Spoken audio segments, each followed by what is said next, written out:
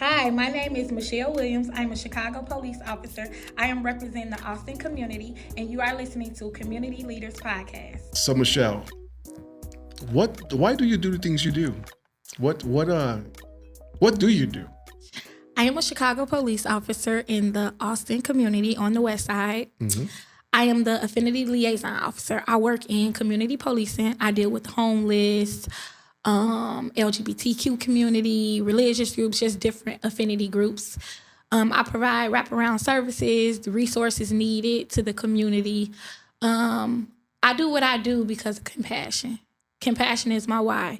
Every day, what I do it brings me joy. It's a passion of mine. It brings me joy to be able to help those that can't help themselves. Just being able to provide housing, provide food, any resource that you can name. My goal has always been to help those that can't help themselves and leave people better off than I found them. And that is why I do what I do every day. And just being able to change the perception, not only just the perception as being an African American police officer in my community, but just changing the perception of the community, bringing positive resources, bringing success stories, and just being an impact on my community. Because for so long, the Black and brown communities have been stereotyped and downplayed. So it brings me joy to be able to bring positivity to my community and to the west side of Chicago. That makes you. What motivates you right now is seeing change in the neighborhoods? Absolutely. Seeing change in the neighborhood, especially my community where I was born and raised, where I grew up, because I know how it used to be from what it looks like now. So being able to turn it back around, because when I was growing up in Austin, of course, it wasn't the suburbs, but it wasn't as rough as it is now. When I was a kid, I was able to go outside and play and not worry about getting gunned down. I can stay out until the street lights came on. But now my son, I can't trust him to go outside on the front of the yard, but of course he can go in the back. I was able to ride my bike up and down the block. So just being able to turn it around day by day, it's a process, but I mean, if we keep doing it every day, somehow we'll be able to make it. It'll get better. Yeah, absolutely. It's going to get better. Consistency. Yep. Amen to that. One day at a time. Mm-hmm. So you went to school here in Chicago? I did. I went to school on the north side of Chicago to New England Bridge on 3800 North New England. I remember it was me and another little boy in my class. We were the only African Americans. My mom was really strict. She wanted the best for us. Even though I lived on the west side of Chicago, she always wanted better for me and my siblings. So I went to school up north. It was an experience, but I had a lot of great friends. I wanted to go to school on the west side. My mom would not let me. I feel like sometimes I tell her, like, I missed out on the west side. People have such dramatic and fun stories, and you had me on the north side, and I was able to do this, and I wasn't able to do that, but it was still an experience, and she just wanted the best for me. And now I understand that as an adult. So you've always wanted to be a police officer? For as long as I can remember, yeah. I think you start saying, like, oh, I want to be this when I want to grow up. When you get in about 5th grade, I've always thought I was good at solving problems. So I always said I wanted to be a homicide detective. But of course, you have to start off in patrol and work your way up. Mm-hmm. So yeah, for a long time. And I think what really made me want to be a police officer when I was in about 6th grade, like I said, I went to school on the north side. I can remember myself and my friends, my mom, this is the one time she let me stay after school. And I stayed after school, and it was me and a bunch of my friends. I was the only African American, and we were walking, and a police car came up, like they got out, and they were trying to like disperse us and make us move along. And I remember an officer came particularly by me in my ear, and he was like, get on, keep it moving. And it just bothered me so much to the point that I went home and I told my mom, and I think that's when I really pressed the issue, like, oh, I'm going to be a police officer because I'm going to be this and I'm going to be that. I'm going to be great. And that's what drives me to be so great and do and be so positive in my community and do what I do to change that narrative, because for so long we've had that narrative, that negative narrative. And when I was a child, I didn't have that positive interaction. So that's why I go out of my way to do that to people in my community, not just for children, but elderly and anybody that I come in contact with, whether I'm just riding up the block and I have to speak. If I just speak to them or if I have a conversation, that's always been my goal and my go-to. Okay, so you said patrol. You had to start off in patrol. Yeah. How long were you in patrol? I was in patrol for 3 years. Okay. And then I moved over to community policing because I knew that I would be a huge asset to my community, and I knew the things that I can bring and do in my community, and I wanted to be involved. So I became what you call a DCO. It's a district coordinating officer. It was a way to where if you had a problem in the community, we'll solve the problem. And we do follow-up visits and until the problem is solved. But it also helps you to develop a relationship because it wasn't on the go where you're like, okay, you're calling me for an issue, I'm giving you a report, and then I never see you again. I was actually building relationships with these people and helping them fix whatever issue that they had. And then I moved along to the community policing office, what I do now. I work with the homeless. I work with the children. So yeah. What do you see? Where do you see the most need in your community? Ooh, that's a good question. With the youth, I think there's so many youth with no direction, and they're just lost. So just being able to provide them with resources, extracurriculum activities, give them jobs to keep them busy. Because just keep them busy, because you see so many youths, they're just lost and just out there committing crime and just doing things because they have no direction. If you watch the news, you see most of the carjackings and all that as early as 12 years old, and that's why I am grateful for my mom, because I thought at the time, like, she was so strict and you always need to know where I'm at and this and that, but I see why she raised me the way that she raised me. Mm-hmm. And then you have some kids that want to do right, but they don't have the support. So I think it's important for us as the community to be able to support the kids because they may not have that support at home. Mm-hmm. So I think the major need is the youth right now. You mentioned your mom a few times saying how strict she was. Yeah, she was a firecracker, but I'm grateful for her. So are you a strict mom too? Kinda, yeah. Yeah, I am. I have a really good kid. I am so grateful for my son. He is one of the smartest, caring 10-year-olds. He is a huge part of my motivation. Mm-hmm. He motivates me daily. Sometimes I'm like, wow, you're 10, you're thinking about this. So it's like, he's so independent. I don't have to be as strict on him. Cause he's like, okay, I gotta make sure I'm doing this so my mom won't get on me for that. He's so smart. If it's anywhere from doing math problems to sports, he makes sure he perfects everything that he wants. And he keeps me going because I'm like, wow, you're 10 years old and you are working hard at this so that you can master it because you want to be successful. Then I can do that too. You know what I'm saying? Come on, somebody. So he is everything. I am so grateful for him.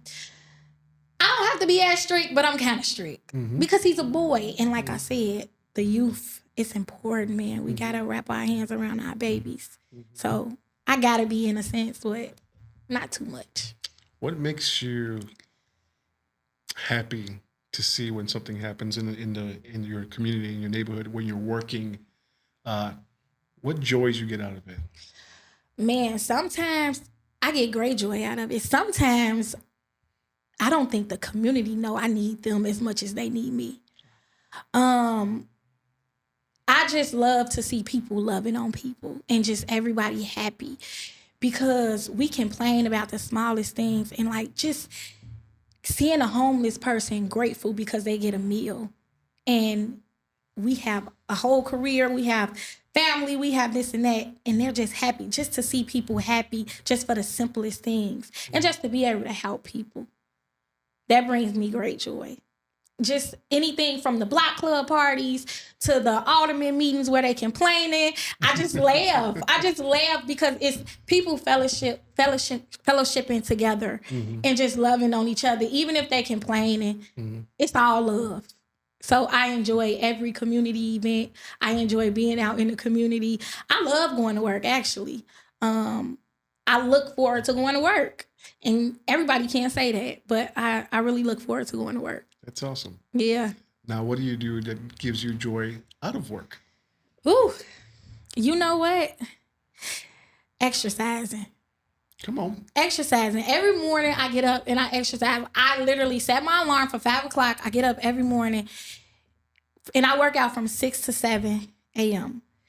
That brings me peace. That may be my only peace for the day and the only thing I do for myself, but I make sure I do that because it helps me mentally and physically, of course. It gives me a peace of mind in that moment. And bowling. Bowling is my favorite thing to do. Bowling? Yeah. I have my own personal bowling ball. Okay. You got your own shoes and everything. I don't got my shoes, but I got a ball. I got a Cubs ball. You got a Cubs ball? A Cubs ball. Me and my son have one. So just bowling and just being able to exercise. I used to like TV, but I really don't enjoy TV anymore. Just being able to work out. Yep, and seeing my results. You don't have a favorite show? You don't watch Chicago PD? I watch Chicago PD. You know what? And when I watch it, I'm like, this do not happen at work. I like Chicago PD. Grey's Anatomy was also one of my favorites, but it's just too long. I can't keep up. Okay. What's another? Chicago Fire is also another one of my favorites. So if you had to pick one, Chicago Fire or Chicago PD, which one you like the most? Grey's Anatomy. I didn't see Grey's Anatomy. Okay, I'll pick Chicago Fire. Chicago Fire? Yeah, Chicago Fire. Why? But why? Just like, because it's kind of how my work setting is with the people that I work with. It's like a family. Okay. Everybody look out for each other. Everybody love each other. And it's not like work. It's like they enjoy coming in every day doing what they do. They enjoy helping people. Okay. So I think that's why I go with that one. Okay. So who was Michelle at 10 years old? Ooh. Who was Michelle? Michelle was bold. Michelle was a risk taker. She loved going outside. Loved going to parties every weekend, like cousin parties, of course, because my mom didn't let me go anywhere else. Yeah, I just remember being a huge risk taker. I would do things in the moment and just get in trouble later. I was enjoying life at 10. I had no worries, none at all. And like I said, I had a pretty decent childhood. My mom made sure we had the best of everything. I was the youngest of 4. My mom was a single parent. But life was good for me at 10. Awesome. Yeah. So 10 is like grammar school, right? Yeah, 5th grade. So where my son is now. My son is 10 now. Nice. Yep. So at 15, who was Michelle? 15. You're going into high school. I was in high school. I had a little freedom. I went to Proviso West in the west suburbs. That's when my mom started letting me catch the bus. I used to catch the train and 2 buses to school. So I had a little freedom. I had my first little boyfriend, but I was still a good girl, of course, but it was fun. It was fun, and it just felt good to not being drove around everywhere with my mom. When I remember my friend, she got a car. She wasn't supposed to get it until she was 16. She got a car, and we had to stop catching the bus. We was able to, we got home a little earlier, so we were able to like go to the store, stop at another friend's house, and mess around a little bit. So I was a risk taker still, but I was a smart risk taker. But I had a little freedom. But yeah, I think, life was pretty good for me. I was just a normal 15-year-old. Awesome. Yeah, nothing too exciting. Awesome. What are your fondest memories as A 20-year-old. Ooh, those were some of the best days of my life. I was in college. I went to Central State University in Ohio. It was a HBCU. I literally went to a party every day. But I stayed on the dean's list. Stayed on the dean's So you list. partied and still had great grades? Still had great grades because my mom would tell me, like, if you're not doing what you're supposed to do, you coming home. You come, and I did not want to come home because, like I said, I was sheltered for so long.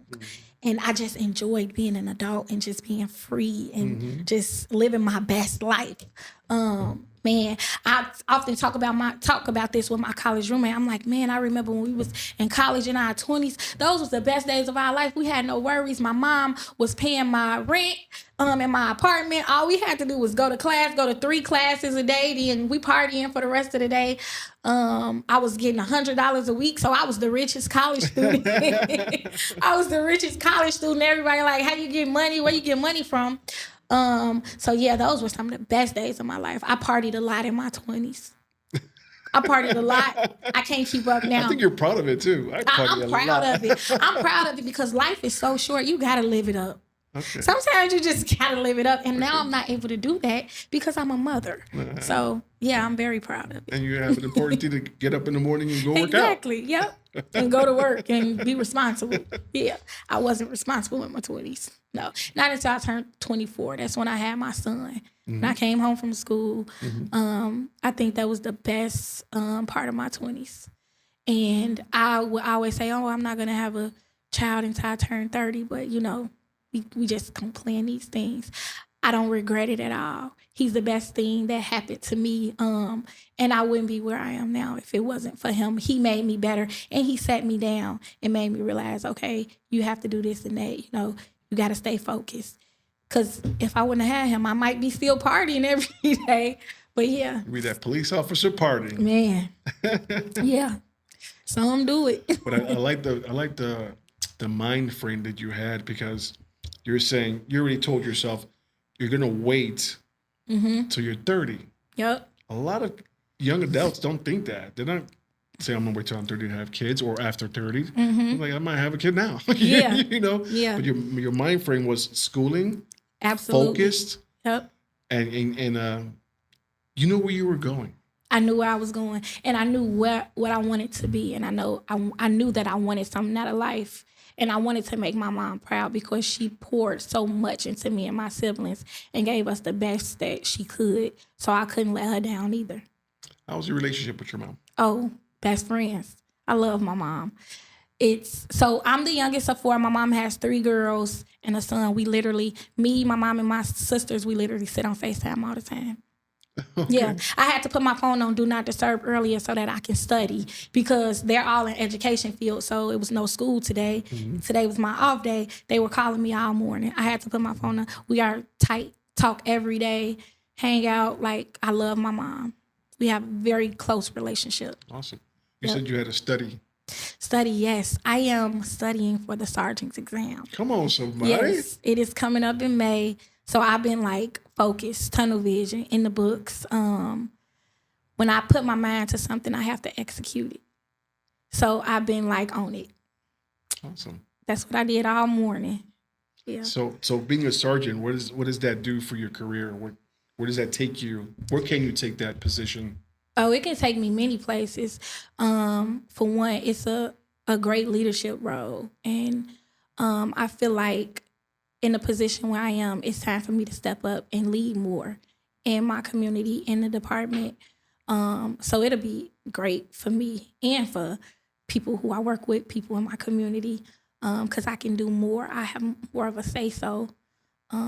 So, yeah, I think it'll be great. Can you stay in the same unit? Possibly. Possibly. Some people have. Some people don't. So, you know, with everything, it's all about, it's never about what you know. It's always about who you know. Really? Yeah. It doesn't go like by seniority?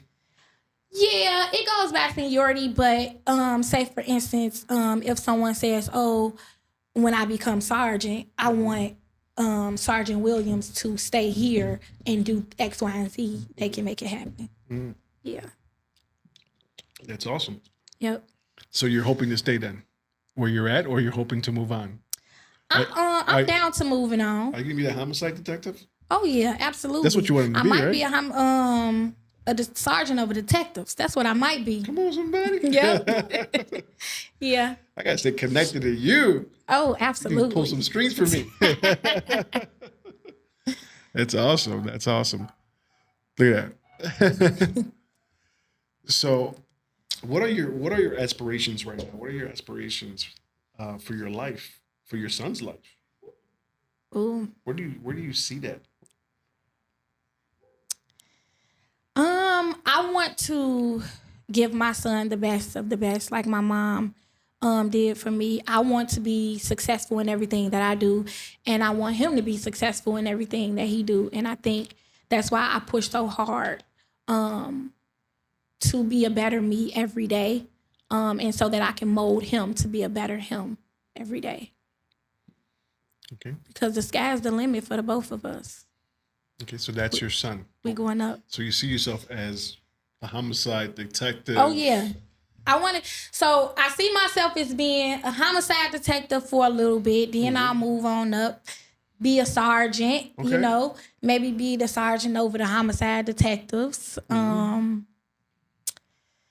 I just see myself leading in ways that I wouldn't even imagine in my community, and just changing lives and just being a huge pillar of my community. Awesome. Do you see yourself? Because I can see you want to move up and up. Oh, and up, yeah. and it doesn't stop. I'm hearing you. It I want to go stop. all the There's way no up. limit. There's no limit. No. Right. You can be a commander. I can be the superintendent. Come on, somebody. Come on, Oh somebody. yeah. I want to keep on going up until I can't go up no more. Okay, we might see a mayor right in front of us. Maybe. I don't know if I want to be no mayor. You never know though. You never know what the future holds. You never know, because God give me anything that I ask for. It's only a matter of time, but I get everything that I pray for. How is your relationship with God? I have a great relationship with God. I lean on God for everything. Mentally, I wouldn't be where I am now if I didn't have a relationship with God. Every day, before I even grab my phone, I make sure I thank God for even waking me up to see another day. I make sure I go to church on Sundays. I make sure if I don't make it, I'm watching church on my phone. I cannot make it without God. It's impossible. It's funny to me when people say, "Oh, you are so lucky," and I correct it and say, "I am so blessed." Amen to that. I am very blessed. And I'm grateful that I have a relationship with God. And I'm grateful that God kept me in times when I didn't want to keep myself. I'm going to stop you there. What does that mean? So I would find myself saying, like, sabotaging everything that I do, or just being negative and just doubting God and being unfaithful. And God stood by my side and helped me through the darkest times of my life. He never left me. So you had some struggles. Oh yeah, I've had some struggles. I'm still going through struggles.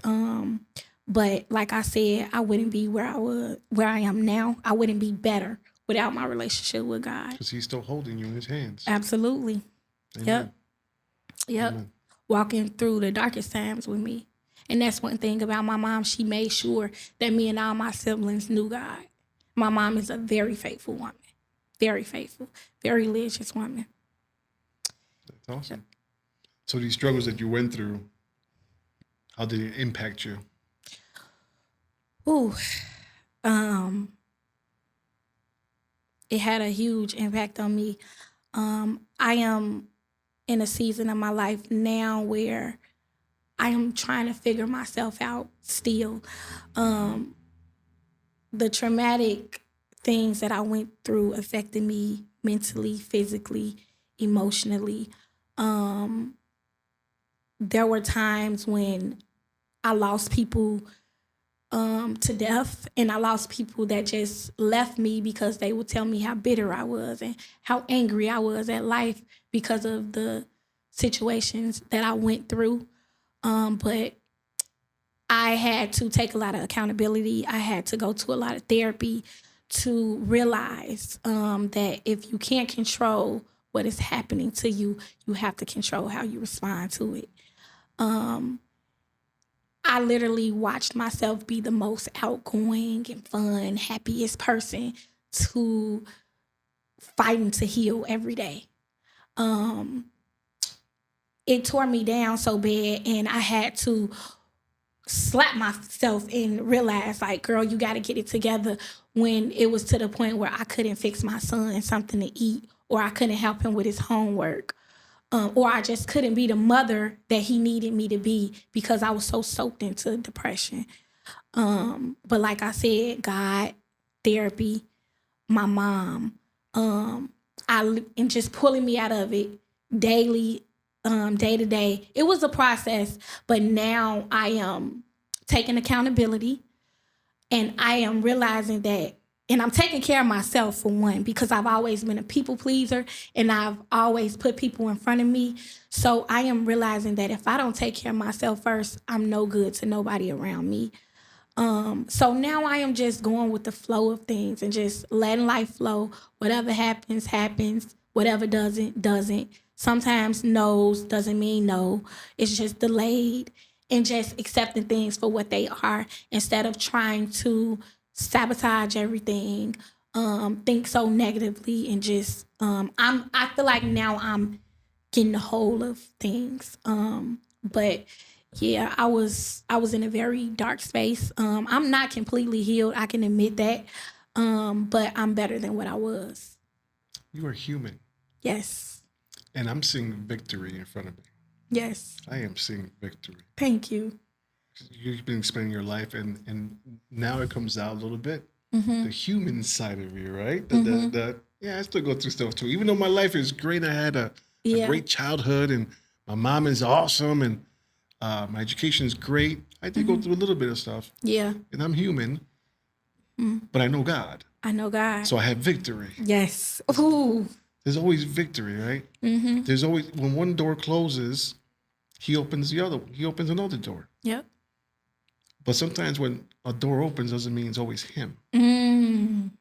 Wow. So we got to be careful of that door that opens too easily. Yes. Because he wants us to walk a narrow path, not a wide path. You're going to make me scream. Hallelujah. You're going to make me scream. Hallelujah. So I'm glad that we're sitting down and we're talking, and you're sharing with me, and you're sharing with everyone else that's going to be watching this. Yeah. That there is victory. Oh yeah.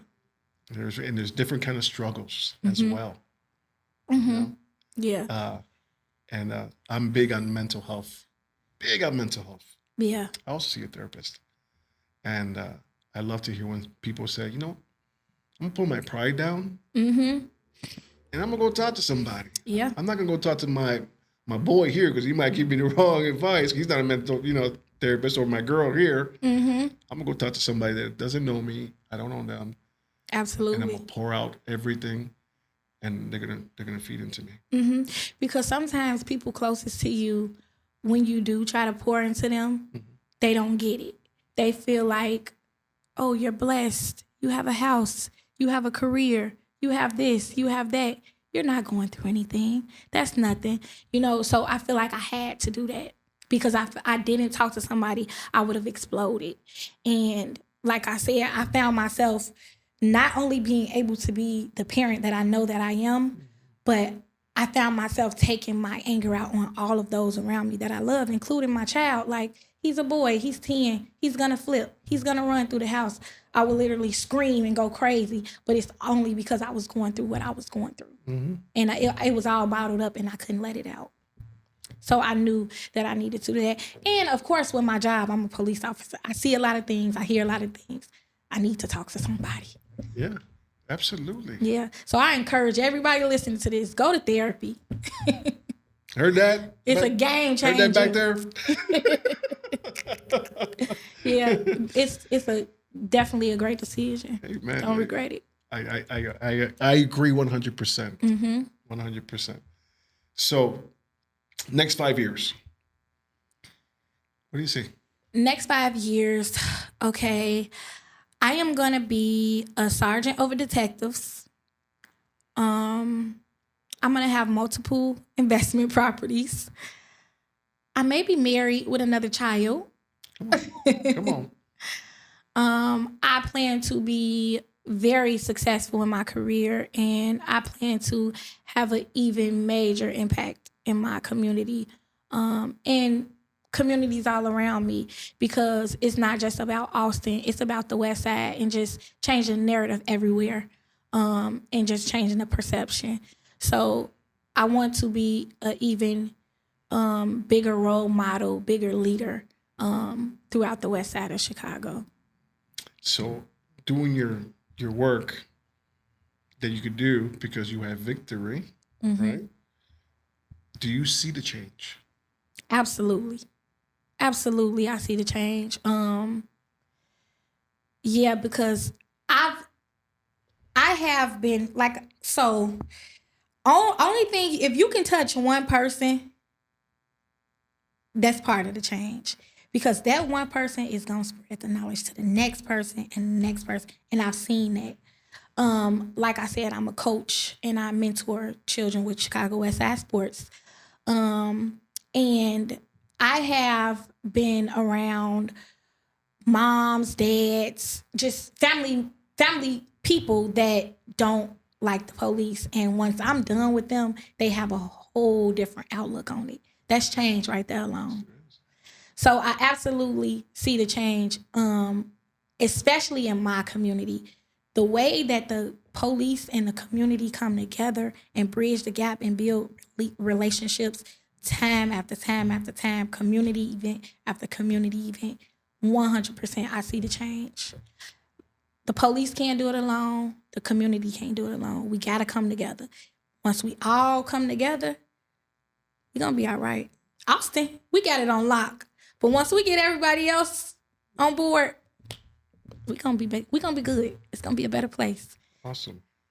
So, any words of wisdom for anyone watching this video? Go to therapy, seek God, trust yourself, don't sabotage. If they can do it, you can do it. If not you, then who? Awesome. Now, a memorable quote. A memorable quote. I have it on my back. It's a scripture. I can do all things through Christ who strengthens me. Philippians 4:13. That's right. Awesome. Yep. Awesome. So, last question. Okay. If you could have a superpower, what would it be? Read minds. You want to read minds? I want to read minds. I am so nosy. Sometimes I can be like around people and I'm like, by the expression of their face, I wonder what they thinking. I want to be able to read minds. Because I already think I know what people be thinking, but I really don't. I make up scenarios in my head and come up with things. But if I can read minds, man, that'd be great. That'd be my superpower. Awesome. I'm going to go with that one. Okay. Well, Michelle, I want to thank you for coming down to the Community Leaders Podcast. Absolutely. Thank you for having me. It has been a joy to be here. I appreciate you and I thank you.